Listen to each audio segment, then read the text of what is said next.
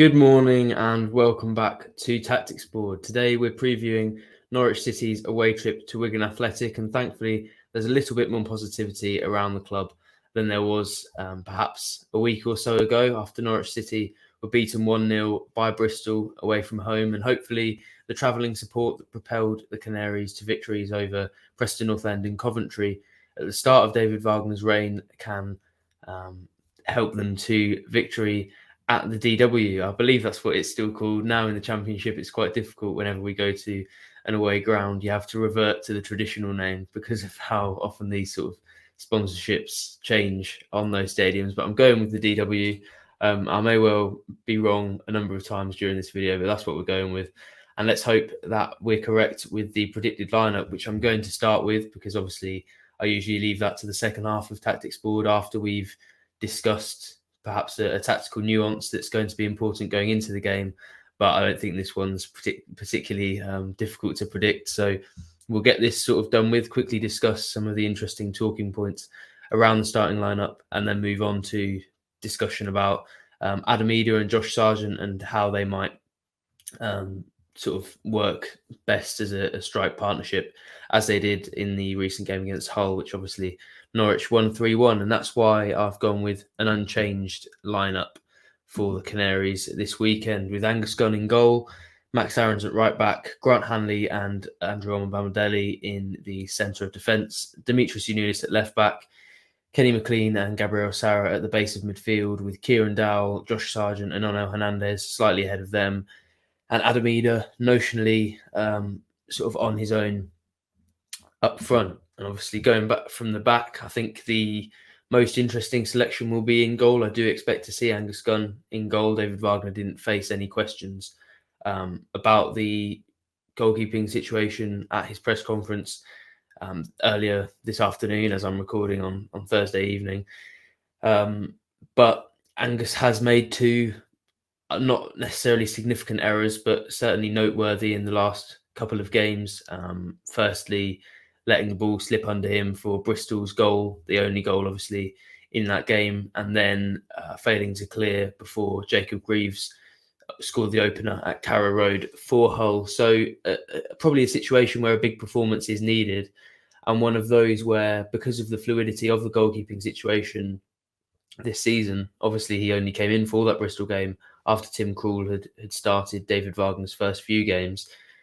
It feels like the pressure is on him to produce. And I remember saying over and over again that I felt Angus should be in the team and that he was super reliable. So to then come in and make two errors that I don't think too many people will have missed will be disappointing for him. But he's proven before that he can be a reliable goalkeeper for Norwich City, and hopefully the confidence that I imagine will be in the team and throughout the dressing room as a result of that whole win will help him be slightly more assured in goal and perhaps feel the pressure slightly less. And that hopefully leads to no errors for him at Wigan. But for now, I don't think the small mistakes he's made in the last couple of games have been enough to see Tim Krul replace him. So no changes there. For me, same along the sort of back line. Obviously, Ben Gibson is now available again, and he could come in. He's certainly a player that David Wagner has trusted and sees as part of the mix. He came on as a substitute literally for 2 minutes during that whole win. Actually, he came on at left back, but I don't see him breaking into the team after such an improved performance against Hull. And it's the same in midfield, where Kenny McLean and Gabriel Sara actually ended up being two of the most impressive performers in midweek. I think Sara struggled slightly in the first half, similarly to players we're going to come on to like Kieran Dowell and Adam Eder. Some of the things he tried weren't really coming off, particularly in the first half, but in the second half, I thought that was probably his best 45 minutes in yellow and green. Obviously scored a fantastic finish to make it 2-1 and really open up the game for Norwich. And just his general play, also got the assist for Josh Sargent's third, and I don't see him being dropped. And you just hope, because I've spoken so much in the last few days about consistency and how the top performers in that whole win need to improve their consistency. I think that's true for nobody more than Gabriel Sara, who's really shown the signs of fulfilling the price tag that's come with his move to Norwich, and also being perhaps a key player for the Canaries. But he does need to back it up now. And there's been a few times this season where he's shown this impressive performance, and we've pointed out that's what Norwich thought they were getting when they signed Gabriel Sara, but rarely has he backed it up on a consistent basis. And you just hope that he can do that against Wigan this weekend. Kieran Dowell, Josh Sargent and Hernandez behind Adam Eder. I think Josh Sargent perhaps would have been the only talking point had he not scored that goal right at the death and had Tamer Pukki not been injured. Probably an important nugget of information that I've left until quite late in this video, but he's unavailable for the Wigan trip, so certainly looks like it's going to be Josh Sargent and Adam Eder. But I actually didn't think Sargent was particularly impressive in himself in terms of on the ball, and obviously I think tactically there were elements that David Wagner would be pleased with and that will help keep him in the team. But I think had he not scored that goal, he would have been perhaps the only one of Norwich's forward players not being spoken about as an impressive performer against Hull. But it's a great finish for that goal, to be fair. And similarly to Kieran Dowell scoring the goal when he was struggling to find some form in that game. I think that will hopefully provide a serious catalyst and will hopefully give him the confidence, because it's such an important part of the game that I don't think we give enough credence to at times. But when you've got that confidence, it's so much easier to perform to your potential, and that's true of this whole Norwich team. So hopefully that momentum that they've gained from that confidence will be an advantage going into this Wigan game, and I think that's how David Wagner will see it. So that's why I've gone with an unchanged 11. But to come on to something hopefully slightly more interesting, I'm going to talk about Adam Eder and Josh Sargent. And while I said Sargent wasn't a particularly impressive performer in himself, I think those two having each other really helped, and I thought both of their performances, were improved by having each other. And I'm going to show you why I think that is. So this is a diagram of the sort of scenario we ended up seeing quite often. Now, Sargent has operated in a sort of number 10 position, or a false 9, I think is how he referenced it himself under Wagner, but we saw him more advanced than he has been with Tamer Pukki in that game on Tuesday night. And I think that's because Adam Eder actually thrives off being in the sort of wide areas and drifting away from that striking position more than Tamer Pukki, who obviously has been Josh Sargent's regular strike partner under Wagner, does. And I think Pukki likes to be in between the goalposts. He likes to be receiving the ball centrally so that he can get a shot away.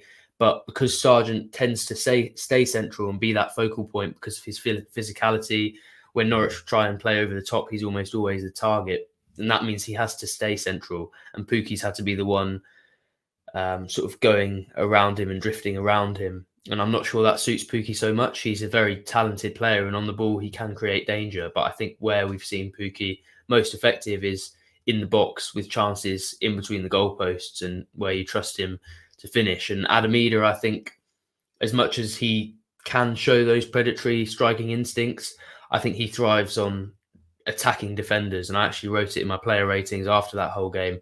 I felt he thrived more in the second half when he was dropping deep and dropping wide and taking on defenders and sort of creating trouble himself, rather than simply with the movement that he helped out with in the first half. And I think Adam Eder is a player who really does thrive in those scenarios, and that not only allows him to thrive, but it creates the space in the middle for Josh Sargent to come through and come into and score. And that's actually a tactic we've seen throughout teams across recent times in football, really. Often it's strikers going in at the near post and dragging a defender with them and creating the space on the penalty spot, where you've seen the likes of Frank Lampard, Steven Gerrard thrive on timing their runs perfectly, and Josh Sargent being in that slightly withdrawn role, although it's not quite as deep as those players I've just spoken about, really does allow him to burst into the box at the right time and hopefully cause a nuisance of himself. And I think Gabriel Sara has also taken that role. Kenny McLean will hope to do so slightly more. But I think having those two strikers and that focal point and that real trouble for defenders to worry about, with those two physical, challenging presences to deal with, I think creates a lot of space in and around that penalty box and on the penalty spot and on the edge of the area for the likes of Kieran Dowell, Onel Hernandez, Gabi Sara to do what they do best, and that's to attack and to try and do things on the ball. So I think tactically, although perhaps at times we didn't see the best of Josh Sargent on Tuesday. I think the Eder and Sargent dynamic really works well. And this isn't me condoning the dropping of Tamer Pukki long term. He, for me, is Norwich City's best player, to be honest. And technically, that's clear. But, throughout football, we've seen this dynamic of individual versus system. And you do wonder if Eder and Sargent suit David Wagner's system slightly more, especially given Tamer Pukki's age and perhaps the fact that his athleticism will start to wane in the coming years. So hopefully this is a signal of what's to come in the future. And Tuesday's win highlighted that Norwich have two young strikers. Obviously, Adam Eder's just signed a new long-term contract, and Josh Sargent is seen as a player who can, if he reaches his full potential, be a real big player for Norwich in the future and at the top level as well. Hopefully we saw on Tuesday the signs of what this duo could produce in the future in yellow and green. And I think we're all hoping that they'll produce something like that at Wigan on Saturday. So hopefully we can see something slightly improved from the last away showing, perhaps even similar to how things were on Tuesday night against Hull City. If you want a prediction, I'll be giving one at lunchtime in the live preview show. But I think for now, I'll go with a 1-1, which I know is disappointing, but Norwich have struggled for that consistency. Let's hope they can prove me wrong and put performances together as they've perhaps struggled to do at times this season. Other than that, keep it locked to Pinkham Plus and Pinkham.com, and obviously this YouTube channel where we'll have all sorts of stuff. As I mentioned, the preview show will be live at lunchtime, talking about all the key topics going into the game and answering your questions. Tomorrow, Paddy and Connor will bring you team news live and their reaction to how that pans out, as well as a little bit of preview around the game. Connor's video verdict will sum it up after the game and offer some analysis, and then we'll have a Pinkham pod, hopefully recorded on Sunday and then available for you to listen to as soon as possible. There's plenty more of that content in and around our socials, and plenty of reaction to come after the game and preview and analysis to come before the game. If written content is more your sort of thing, obviously the Pinkham Plus app and Pinkham.com are the place to go. We've still got a 30-day free trial for you to take out on Pinkham Plus. So if you don't like it, you're free to cancel without it costing you a penny. But we really do hope you'll like it. And you can, of course, take out that free trial just to test it for yourself if you want. If you want to have a go at that, it's pinkham.com/subscribe. That's all my plugging done. Thank you for tuning in to Tactics Board, and I hope to see you again very soon.